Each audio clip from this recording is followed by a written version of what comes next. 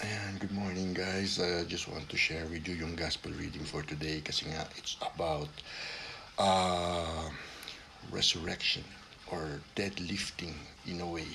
Kasi nga it's about Jesus raising Lazarus from the dead. So, tignan nyo to ha. Oh, diba? Oh, diba? Sa ultimate deadlifter si Jesus. Oh, by the way, pag sinabing ano yan, deadlift, no? I mean, kaya tinawag ng deadlift yan. Kasi nga, first off is yung pagiging dead weight niya. So, talagang sobrang bigat, ibig sabihin.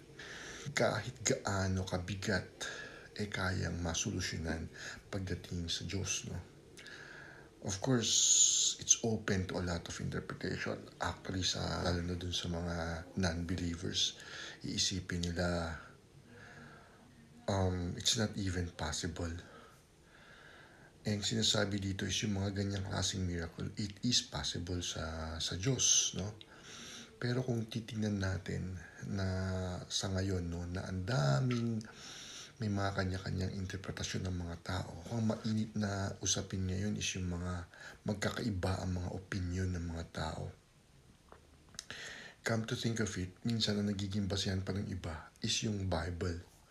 Ang problema ng mga magkakatunggali ng opinion, magkakaiba din naman ata yung mga version nila ng mga Bible, di ba? So kasi madaming version yan Depende rin yan dun sa pag-intindi ng tao. Pero they have to remember about Romans 11:33, no, na may mga wisdom ang Diyos na talagang hindi naman talaga natin alam or meron tayong mga hindi alam talagang mga bagay, and it remains that way. Kasi doon pumapasok yung humility sa atin na hindi natin alam lahat. But at the same time, when it comes to yung mga ganyang bagay sa pag-intindi, iyan ang pag-usapan natin na isa na namang patay. I mean, isa yan sa mga patay na. Pwede natin sabihin patay na patay na yung common sense, patay na yung mga kung paano mag-isip ng tama, o patay na yung kung ano pang mga emotions or feelings, yung mga ganyan, di ba? So, pagdating sa Diyos, kaya niyang buhayin yan. Pwede rin natin sabihin, patay na pagmamahal. Pwede pang manumbalik yung pagmamahal na yan. Magtiwala lang sa Diyos. Yun yung mga sinasabi natin dito, no? Kaya lang ngayon kasi nga, parang ang tao masyado na nagre-rely dun sa opinion ng tao o yung sa dunong ng tao Hindi na sila nagre-rely dun sa ano ba talaga ang gusto mangyari ng Diyos. So when it comes to yung mga ganyang mga usapang patay, no? Yan ang matagal ng nangangailangan ng pagkabuhay.